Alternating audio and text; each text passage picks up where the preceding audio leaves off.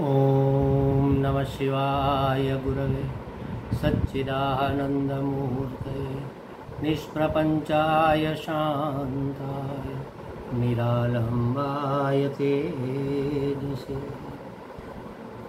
ओम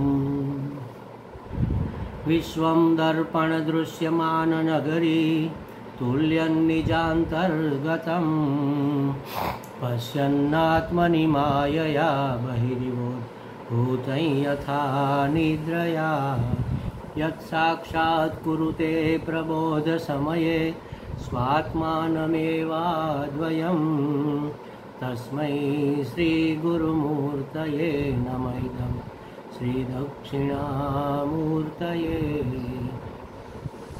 जन्माद्यस्य यतोऽन्वयादितरतश्चार्थेष्वभिघ्नस्वराट् तेने ब्रह्मरुदाय आदिकवये मुह्यन्ति यत् सूरयः तेजो वारिमृदां यथा विनिमयो यत्र त्रिसर्गो मृषा धाम्ना स्वेन सदा निरस्तकुहकं सत्यं परं धीमहि सत्यं परं धीमहि। सच्चिदानन्दरूपाय विश्वोत्पत्त्यादिहेतवे तापत्रयविनाशाय श्रीकृष्णाय वयं नमः। श्रीकृष्णाय वासुदेवाय हरये परमात्मने प्रणतक्लेशनाशाय गोविन्दाय नमो नमः गोविन्दाय नमो नमः। हरिः ओम श्रीगुरुभ्यो नमः। हरिः ओम। हरिओम प्रभु जी। आज के इस अध्यात्म परिषद में आप सबका स्वागत है। श्रीमद् भागवत जी का तीसरा स्कंद चल रहा है और 12वें अध्याय की अब हम शुरुआत करने जा रहे हैं। 12वें अध्याय में सृष्टि विस्तार का वर्णन करते हैं। ब्रह्मा जी ने कैसे और किस प्रकार की सृष्टि रची।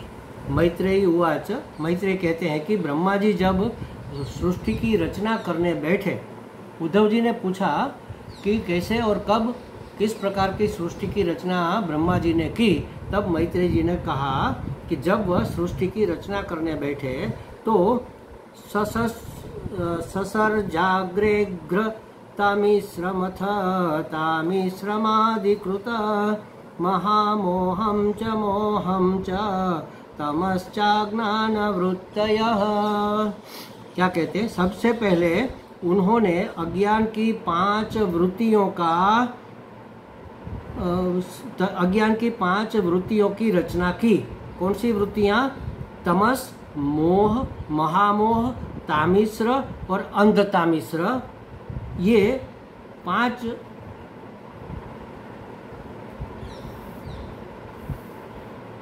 तमस की अंधतामिश्र की रचना की। देखो, हमें लगता है कि पहले अज्ञान की सृष्टि की रचना करने की क्या जरूरत थी। तो महाराज, जब भी हम कुछ करने जाते हैं, अगर ज्ञान नहीं है तो अज्ञान से जो प्रकट हो जाता है उसको अज्ञान की सृष्टि कहते हैं। अगर हम नहीं जानते हैं तो गलत सलत वस्तु पैदा हो जाती है। तो यहाँ सबसे पहले उन्होंने ज्ञान की 5 वृत्तियों का सर्जन किया। इसमें समझना ऐसे है कि सबसे पहले अज्ञान की 5 वृत्तियाँ प्रकट हुई। जब सर्जन करने बैठे तो पहले तो अज्ञान ही था। तो अज्ञान की 5 वृत्तियाँ होती है। जैसे ज्ञान की 5 वृत्ति होती है, ऐसे अज्ञान की भी 5 वृत्ति होती है। 5, जिसको ग्रंथि कहते हैं। वृत्ति माने गांठ, ग्रंथि। जैसे ग्रंथि भेदन की बात होती है ना, तो ये 5 ग्रंथियों का भेदन होता है। कौन कौन सी 5 ग्रंथियाँ प्रकट हुई? ज्ञान ही नहीं था तो सर्जन करने बैठे तो पहले तो अज्ञान ही प्रकट होगा। अरे मैं कैसे करूँ, मुझे तो पता ही नहीं है, ये तो अज्ञान ही तो है। अच्छा, ऐसे करूँ तो क्या होगा, वैसे करूँ तो क्या होगा, मेरा क्या होगा, दूसरों का क्या होगा, अगर ऐसा हो गया तो फिर तो गजब हो जाएगा। ये सब जो वृत्तियां हमारे अंदर पैदा होती है उसको 5 विभाग में, अज्ञान की वृत्तियों को हमारे शास्त्रों ने 5 विभाग में विभक्त किया है। और यहाँ भागवत जी कहते हैं कि तमस, पहली वृत्ति प्रकट हुई, तमस माने अविद्या, तमस माने अंधकार, अंधकार माने अविद्या। अच्छा, अविद्या और अज्ञान में क्या फर्क है? फर्क तो वैसे कोई नहीं है, लेकिन अविद्या में अज्ञान और विपरीत ज्ञान दोनों समाये हुए हैं। एक वस्तु का हमें ज्ञान नहीं है, ठीक है, चलो ज्ञान नहीं है तो वो कोई इतना ज़्यादा नुकसानदेह नहीं होगा, उसका फायदा नहीं मिलेगा ज्ञान नहीं है तो, लेकिन नुकसान होने की संभावना भी बहुत कम है। लेकिन अज्ञान भी है और उसके विषय में विपरीत ज्ञान है तो बहुत बड़ा नुकसान है, बहुत बड़ी दिक्कत होने वाली है। जैसे हमारा वही उदाहरण देख लो वेदांत का, थोड़ा थोड़ा अंधेरा थोड़ा थोड़ा उजाला है, माने स्पष्ट दिखाई नहीं दे रहा है, अज्ञान है, तमस है, अंधकार है, और उसमें रज्जु का एक टुकड़ा पड़ा हुआ है, रस्सी का एक टुकड़ा पड़ा हुआ है, तो रस्सी के टुकड़े का हमें ज्ञान नहीं हो रहा, अज्ञान है। तो दिखता क्या है? उसमें सांप दिखता है, ये विपरीत ज्ञान है। अगर बिल्कुल ही रस्सी का टुकड़ा नहीं दिखता तो हमें कोई भय पैदा होने की जरूरत नहीं थी, हम उसके ऊपर पांव रखकर चले जाता। लेकिन उसमें हमें सांप दिखता है, विपरीत ज्ञान होता है, तो फिर सभी प्रवृत्ति शुरू हो जाती है, भय भी होता है, रोंगटे खड़े हो जाते हैं, पसीना पसीना हो जाते हैं, सांस फूल जाती है, पलायन करने लगते हैं, चिल्लाने लगते हैं, भागो भागो, सांप है, लाठी लाओ, इसको भगाओ, इसको पकड़ो।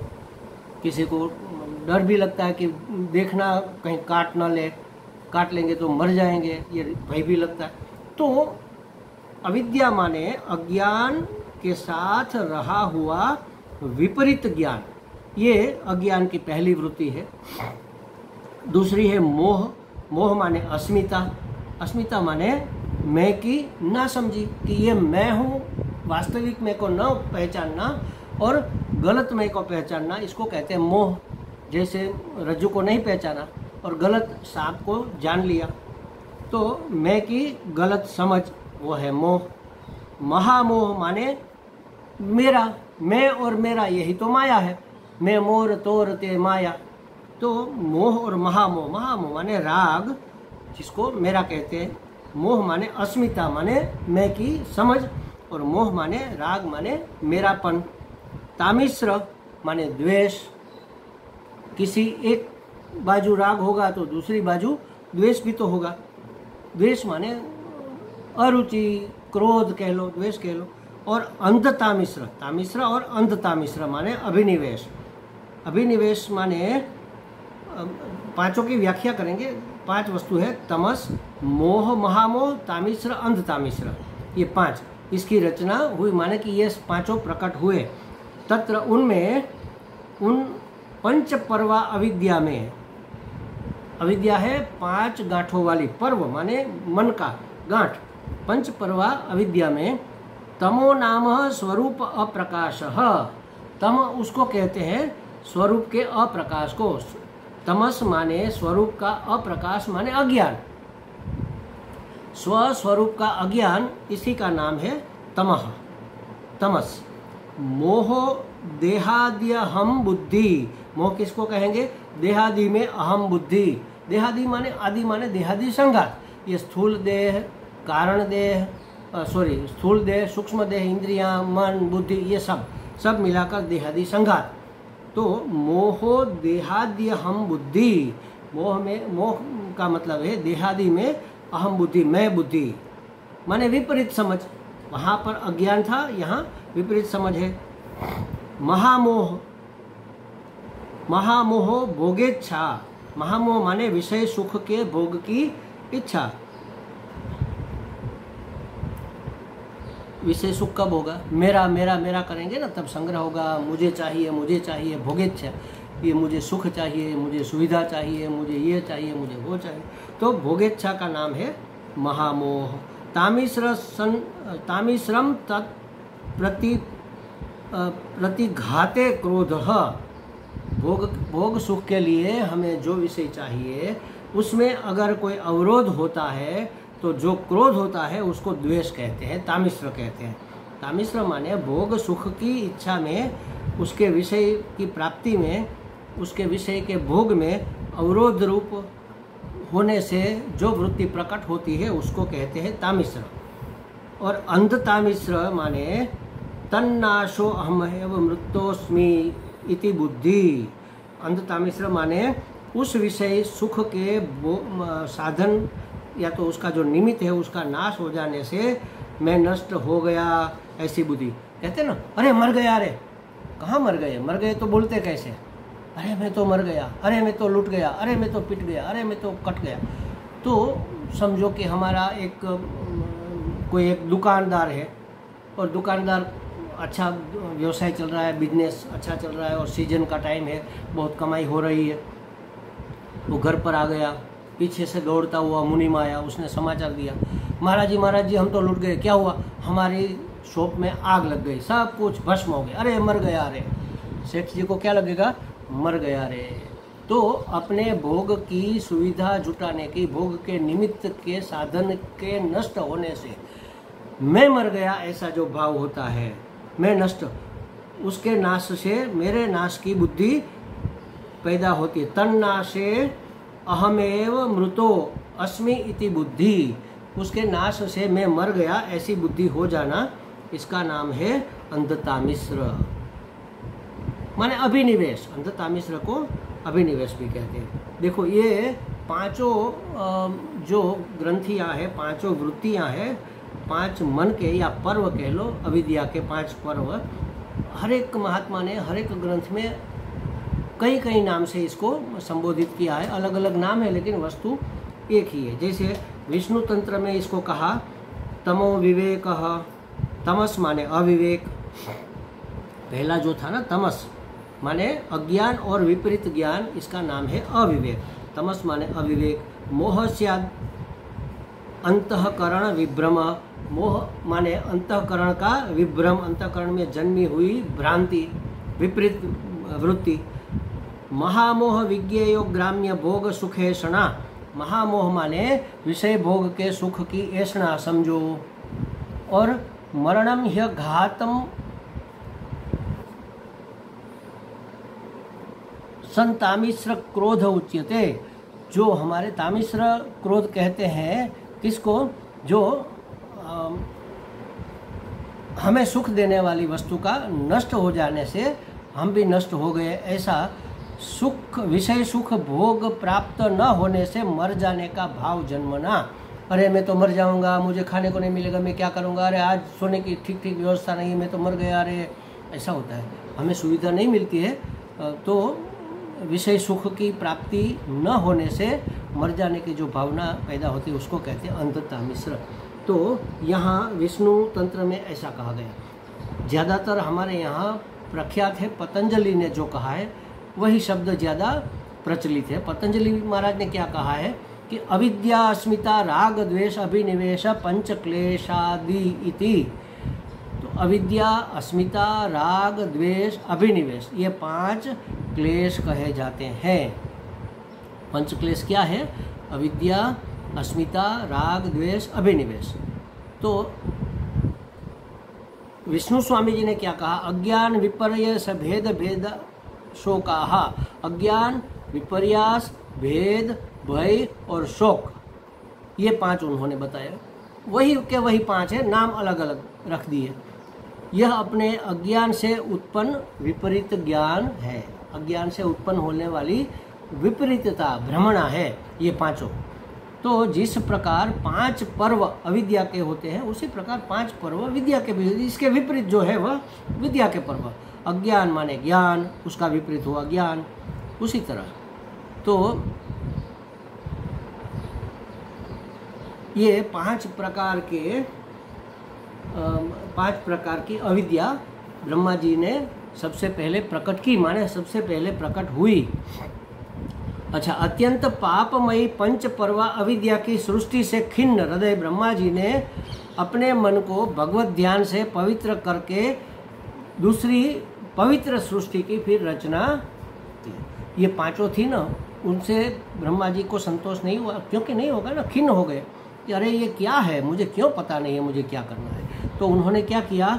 अपने मन को भगवत ध्यान से पवित्र किया। मन जब विक्षिप्त होता है, मन जब चंचल होता है, मन जब अपवित्र होता है, मन जब मैला होता है, तब हमें सही रास्ता नहीं दिखता।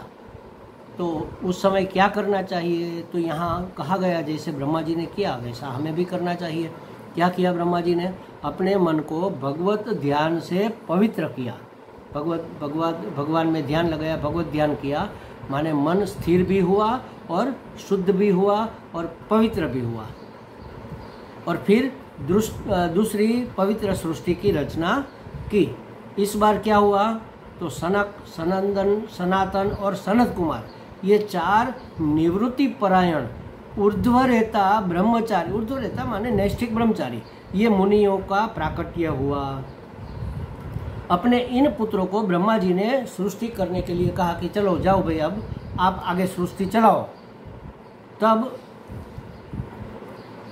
तन्नैच्छन् मोक्ष धर्मणो वासुदेव परायणा, तन्नैच्छन्, उसकी इच्छा नहीं हुई। क्यों? मोक्ष माने नैष्कर्म्य, नैष्कर्म्य धर्मवान, निवृत्ति मार्ग परायण, निवृत्ति मार्ग के अनुगामी उन वासुदेव परायण मुनियों ने ऐसा करना नहीं चाहा, नहीं छन, न चाहा, न इच्छा की। तब अपनी आज्ञा का अस्वीकार, ब्रह्मा जी को अपमान लगा, उसकी आज्ञा का अस्वीकार किया। वास्तव में अपमान नहीं किया था, तिरस्कार नहीं किया था, उन्होंने उसको तिरस्कार समझा, तो उसको असह्य क्रोध आया।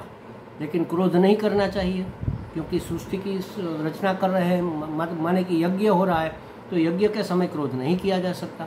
उसने अपने क्रोध को रोकने का प्रयत्न किया, दबाने का प्रयत्न किया, लेकिन बहुत रोकने पर भी वह क्रोध प्रजापति की टेढ़ी हुई भ्रुकुटी से, ऐसे भ्रुकुटी टेढ़ी हो जाती है ना जब गुस्सा होता है, तो उसके बीच से नील लोहित बालक के रूप में प्रकट हो गया।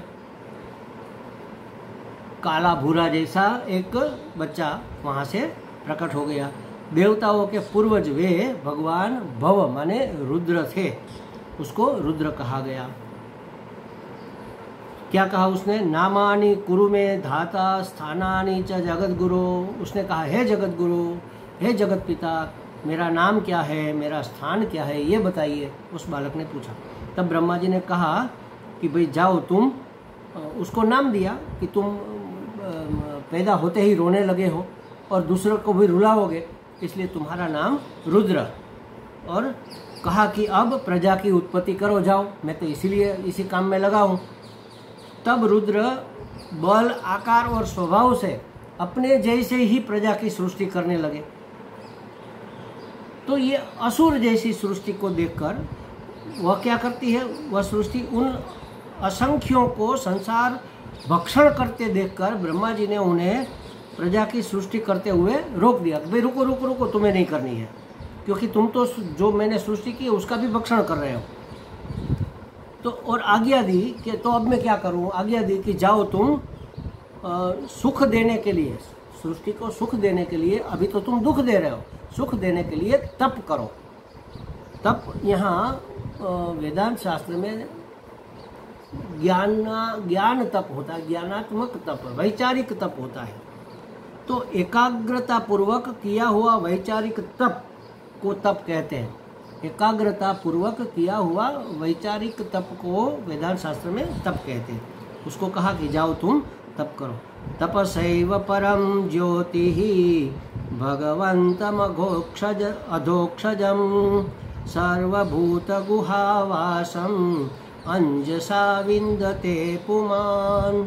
क्या कहा? तप के द्वारा ही पुरुष, क्यों तप करो? क्योंकि तप के द्वारा ही पुरुष, पुरुष माने नर नहीं, पुरुष माने पुरुषार्थ करने वाला।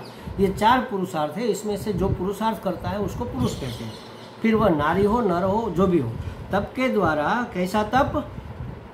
मन की एकाग्रता से, एकाग्रता पूर्वक किया हुआ वैचारिक तप। इसके द्वारा पुरुष इंद्रियातीत, सर्वांतर्यामी, ज्योति स्वरूप भगवान को सुगमता से प्राप्त कर सकता है। ऐसा करने से भगवान प्राप्त होंगे। कैसे भगवान प्राप्त होंगे? इंद्रियातीत, जिसको तुम इंद्रियों से नहीं जान सकते, नहीं देख सकते, नहीं सुन सकते, नहीं चख सकते, नहीं स्पर्श कर सकते, इंद्रियों से जो अतीत है, इंद्रियों की पकड़ से बाहर है, इंद्रियों का जो विषय नहीं है, ऐसे भगवान तुम्हें प्राप्त होंगे। कैसे?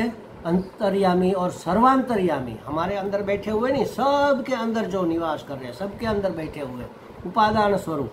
सबके अंतर्यामी और ज्योति स्वरूप। ज्योति माने कोई लव ऐसा नहीं, ज्योति स्वरूप माने ज्ञान स्वरूप। हर एक के अंदर अपने जीवन के लिए कुछ न कुछ ज्ञान तो होता ही है। वैज्ञानिकों ने एक संशोधन ऐसा मैंने सुना है किया है कि अणु को, छोटे से छोटा कण, मिट्टी का, रेती का, उसको अणु कहेंगे। तो अणु को तोड़ा तो 3 उसमें से निकले परमाणु, इलेक्ट्रॉन, न्यूट्रॉन, प्रोटॉन। उस अणु को जब सामने फेंका गया और सामने बिल्कुल एकदम ट्रांसपेरेंट बेल्जियम ग्लास की पट्टी रख दी, तो यहाँ से अणु को फेंका, सामने वो पट्टी आ गई, तो क्या हुआ, अणु वहाँ से ऐसे घूमकर फिर आगे गया। उसको पता चल गया कि यहाँ बीच में अवरोध है, उसको पार करने के लिए घूम के जाना पड़ेगा। तो उसमें भी ये ज्ञान है। देखो, हर एक में ज्ञान है। कुत्ते को कुत्तेपन का ज्ञान है, मनुष्य को मनुष्यत्व का ज्ञान है, पंछी को पंछी होने का ज्ञान है कि मैं पंछी हूँ, मुझे कैसे रहना है, क्या खाना है, कहाँ उड़ना है, क्या करना है, कैसे वंश वृद्धि करनी है, कैसे नींद लेनी है, कहाँ अपने को सुरक्षित रखना है, सब उसको पता है। तो हर एक में एक ज्ञान छिपा होता है। जड़ को भी ज्ञान है। अगर जड़ को ज्ञान नहीं होता कि मुझे यहाँ पड़े रहना है, तो वह तो चलने लग जाता। पहले तो पर्वत कहते हैं, पहले पर्वत उड़ते थे, उसको पंख थे, और जहाँ बैठते थे वहाँ कई लोग, कई पौधे, कई प्राणी, पशु दब जाते थे। सब ने जाकर ब्रह्मा जी को, इंद्र को कंप्लेन की कि भाई आपने इस पर्वत को उड़ने के लिए पंख दिए हैं, लेकिन ये तो जहाँ बैठते हैं हम तो दब जाते हैं, मर जाते हैं, ये ऐसे तो पूरी सृष्टि का नाश हो जाएगा। तो इंद्र ने अपने वज्र से पर्वतों के पंखों को काट दिया। अब वो जहाँ है वहीं पर रहते हैं। देखो, अब उसको पता है कि हमें उड़ना नहीं है, हमें खिसकना नहीं है, यहीं पर रहना है। तो सबके अंदर ज्ञान स्वरूप परमात्मा रहा हुआ है। ऐसे परमात्मा की सुगमता से प्राप्ति हो जाएगी। कैसे परमात्मा की? इंद्रियातीत, जो इंद्रियों की पकड़ में नहीं आने वाला है, ऐसा सर्वांतर्यामी, सबके अंदर बसा हुआ है। और किस रूप में? ज्ञान स्वरूप। ज्ञान स्वरूप में जो सबके अंतर्यामी के रूप में रसा बसा हुआ इंद्रियातीत परमात्मा है, उसकी प्राप्ति हो जाएगी। कैसे होगी? तप के द्वारा। तप माने एकाग्रता पूर्वक किया हुआ वैचारिक तप, उसको कहेंगे तप। एकाग्रता से मन को कहीं और न जाने देकर, मन को स्थिर, शांत, शुद्ध रखकर, पवित्र करके, भगवत चिंतन करके एकाग्र किया जाता है। भगवत चिंतन से एकाग्र हुआ मन जब विवेक पूर्वक विचार करता है, तब उसको परमात्मा प्राप्ति होती है। इसलिए तुम जाओ, रुद्र को कहा कि जाओ तुम तप करो। क्यों करो? सृष्टि को सुख देने के लिए। अब तक तो तुमने दुख दिया, अब सुख देने के लिए, प्राणियों को सुख देने के लिए तुम तप करो। तब ब्रह्मा जी की आज्ञा पाकर तपस्या के लिए रुद्र इलावृत वन में चले गए। अब ब्रह्मा जी ने सृष्टि के लिए फिर से संकल्प किया कि चलो सृष्टि तो करनी है। अभी तक तो कोई बच्चे काम में नहीं आए। पहले अज्ञान से पंच पर्वा अविद्या पैदा हो गई, इसको एक और रोक दिया कि आगे इसकी सृष्टि नहीं करनी है। फिर शांत होकर भगवान का ध्यान करके, वैचारिक तप करके सनकादि 4 ऋषियों को प्रकट किया। तो उन्होंने कहा कि हम तो निवृत्ति मार्ग में जाएंगे, हमें प्रवृत्ति नहीं करनी है। तो अपनी आज्ञा का उल्लंघन देखकर क्रोध आ गया, उनमें से रुद्र प्रकट हुए। रुद्र ने अपने जैसी दुष्ट सृष्टि बनाना, माने कि सृष्टि का संहार करने वाली सृष्टि बनाना, रुद्र का काम ही है संहार करना। ब्रह्मा जी सर्जन करते हैं, विष्णु पालन करते हैं, रुद्र उसका संहार करते हैं। तो वो तो सृष्टि को नष्ट करने लग गए और ऐसे अपने जैसे ही स्वरूप प्रकट करने लगे। 11 रुद्र हो गए एक में से। तो फिर ब्रह्मा जी ने कहा कि रुको, तुम्हें अब कुछ नहीं करना, तुम जाओ तप करो सुख देने के लिए। अब सोचा चलो आगे अब और कुछ करना पड़ेगा। तो इसके लिए फिर से तपस्या के लिए रुद्र इलावृत चले गए। तब ब्रह्मा जी ने सृष्टि के लिए फिर से संकल्प किया। तो अब उसके एक एक अंग से एक एक विभूति प्रकट होती है। उसकी गोद से नारद जी प्रकट हुए, उसके अंगूठे से दक्ष प्रजापति प्रकट हुए, उसके प्राण से वशिष्ठ मुनि प्रकट हुए, उसकी त्वचा से भृगु ऋषि प्रकट हुए, उसके हाथ से क्रतु प्रकट हुए, उसकी नाभि से पुलह मुनि प्रकट हुए, उसके कान से पुलत्स्य ऋषि प्रकट हुए, उसके मुख से अंगिरा मुनि प्रकट हुए, उसके नेत्र से अत्रि प्रकट हुए और उसके मन से मरीचि प्रकट हुए। फिर उनके दाएं स्तन से धर्म उत्पन्न हुआ, मतलब छाती की दाहिनी ओर से धर्म प्रकट हुआ, जिसकी पत्नी मूर्ति थी, उसके मूर्ति से स्वयं नर नारायण ने जन्म लिया था।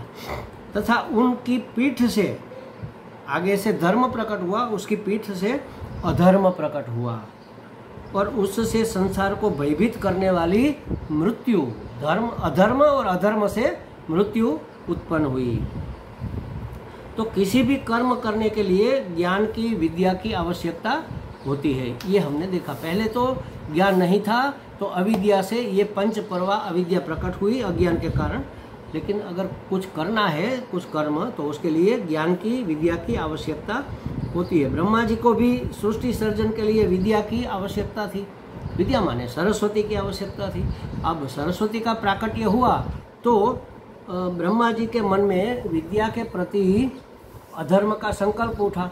अब अधर्म का संकल्प पिता के मन में उठे पुत्री के लिए, ये तो ठीक नहीं, तो उन्होंने अपना शरीर त्याग दिया। जिस शरीर में यह अधर्म का संकल्प उठा था, उस शरीर को छोड़ दिया और उस घोर शरीर को दिशाओं में बिखेर दिया, चारों दिशाओं में बिखेर दिया। वह क्या बना? कुहरा। जो कुहरा होता है ना, अर्ली इन द मॉर्निंग, चौमासे से पहले या चौमासे के बाद, इस समय भी कुहरा छा जाता है। वह ब्रह्मा जी का जो मोह था, तमस था, वह हुआ। आगे विदुर जी ने पूछा तो मैत्रेय जी ने कहा कि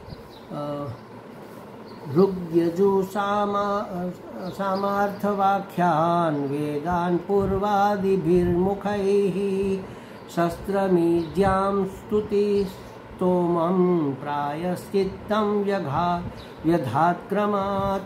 क्या कहा? ब्रह्मा जी ने पूर्व, दक्षिण, पश्चिम और उत्तर के मुख से, 4 मुख थे उसके, क्रमशः 4 वेद को प्रकट किया। वेद गर्भ है ना, उसके पेट में वेद छिपे हुए, भगवान ने कहा था। तो पूर्व, उत्तर के मुख से ऋग्वेद प्रकट हुआ।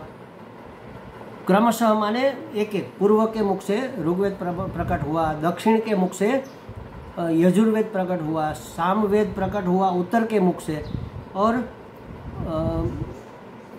अथर्ववेद सामवेद हुआ पश्चिम के मुख से, और उत्तर के मुख से हुआ अथर्ववेद। इस तरह प्राकट्य हुआ इसका।